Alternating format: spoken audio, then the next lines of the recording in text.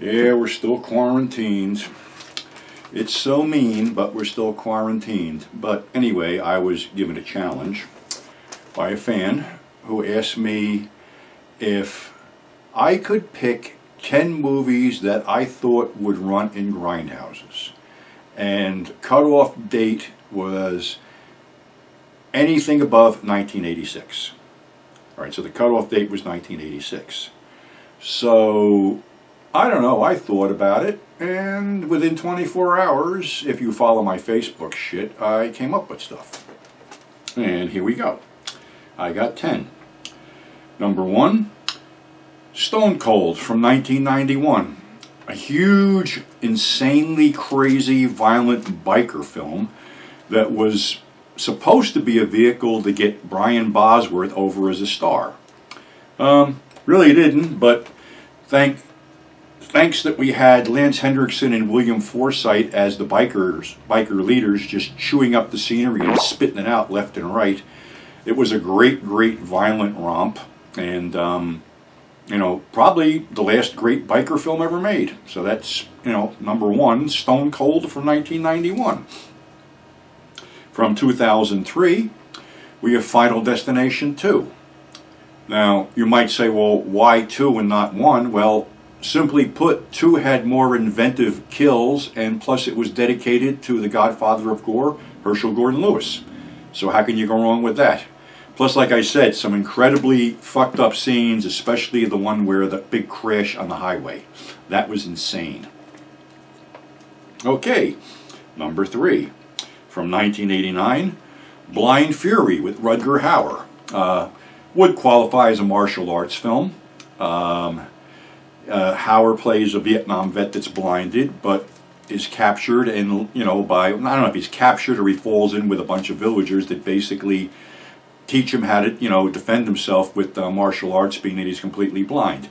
Add an annoying little kid, a crazy Randall Tex Cobb, and I believe it was Sonny Chiba was in it too, I think. I should do more research, but fuck it, I'm just pulling this out of my ass. So that was my 3rd pick. Number 4 was 1995's Gunfighters Moon. I don't think this got theatrical. I think it went straight to video. It's Lance Henriksen in the title role as a gunfighter, and when Lance gets pissed off, the expression on his face tells you that he is fucking pissed off.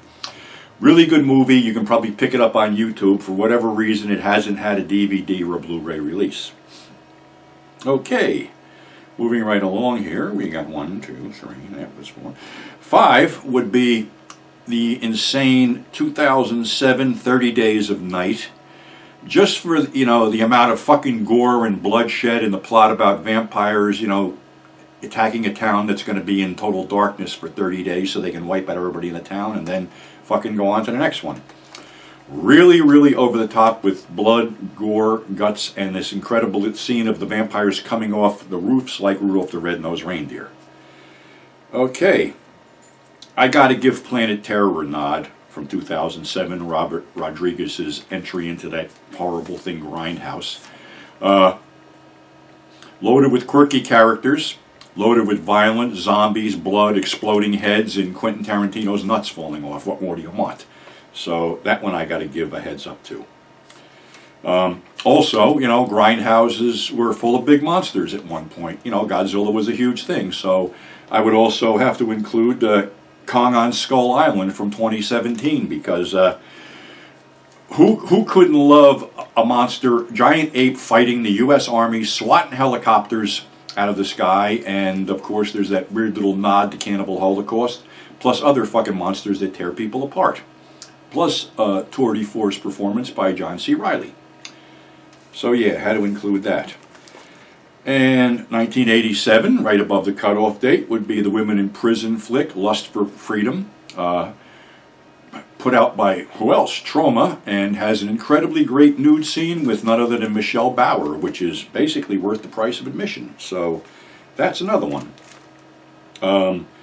Moving down the line, this one's a toughie, but it actually did play in the theaters. I was there for the premiere in 2008, and it's Keith Crocker's Blitzkrieg, Escape from Stalag 69, which basically resurrected the Nazi exploitation genre and is just as foul, nasty, and as misogynic as any of the ones that followed it. So yeah, there's your number 9 from 2008, which we ran that at the Pioneer Two Boots Theater. That's how I met Keith Crocker and Rob Housechild and Lee Peterson.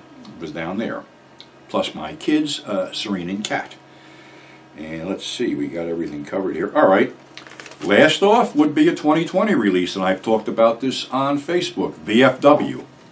It's sort of like Assault on Precinct 13 meets Dawn of the Dead meets The Wild Bunch. Martin Cove, William Sandler, Fred the Hammer Williamson, all are like these Vietnam vets holed up in a VFW when this chick comes running in with a bunch of drugs and a bunch of crazed fucking druggies after her. Of course, they have to defend the bar, which leads to a lot of fucking mayhem, craziness, and bloodshed in general. I think the only fly in the ointment was that something happened on the set that came out later involving, unfortunately, Fred Williamson and his sexual sort of abusing of females on the set. But, you know, what the fuck? You know, it's what's today, and it's the me first thing, and for some reason, this was not highly publicized. So, yeah, those are my 10.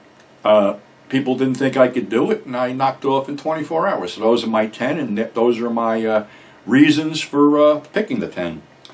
And to answer another fan's question is, why am I not used on DVD releases and things like that other than my own stuff? And honestly, ask the companies, don't ask me. It seems that I have, for whatever reason, a reputation that A, either hard to deal with, or B, too controversial to use, or too opinionated. Hey, it's like I said, talk to these companies. I have no idea why I'm not used. I couldn't tell you, and it's the same reason that I'm not booked into other conventions, which, unfortunately, I don't think we're ever going to have conventions again, but same reason I wasn't booked into conventions. You know, I got some kind of weird reputation that I'm controversial or, you know, whatever, but I don't give a fuck. You know, I do shit because I like doing it, and that's why I'm here. And unfortunately, I got to end this little episode on a sour note. An old acquaintance of mine, good friend and fan, Sean, the mighty Griffin, passed away over the last weekend, which would be, what's the date, around the 24th of July. Sean was a fan who contacted me over 15 years ago, and you know, was buying stuff direct, and we became friends. And when I had my show on Jackalope Radio, him and Tim McClaws had a show, More Horror Than Horror, and sometimes we intersected. And when we intersected, it was a fucking lot of fun. Fans loved it. We had a great interplay, you know, between the three of us.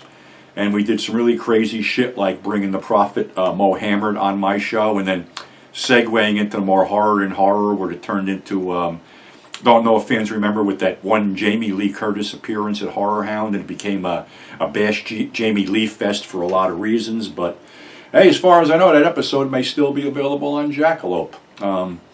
As for Sean, he was having a lot of health problems on and off over the years. I don't know what was going on in his life. He had contacted me about maybe getting together and doing something. I know Tim said he went down and had a visit with him, and he was in good spirits, and then unfortunately we found out that he passed away. Sucks. Like I said, we hadn't talked in a while, and you know, unfortunately a lot of people fall through the cracks, but Griff was a good guy. People loved him. You know, he had his own following with the More Horror and Horror thing, and he always wanted to get back into it, but unfortunately, it's not going to happen. So, sadly, rest in peace, Griff. I'll see you and the rest of the crew when it's my turn to hit the big grindhouse in the sky. And hopefully that won't be for a while, so until next episode, stay safe, put the fucking mask on, and we'll see you on the flip side.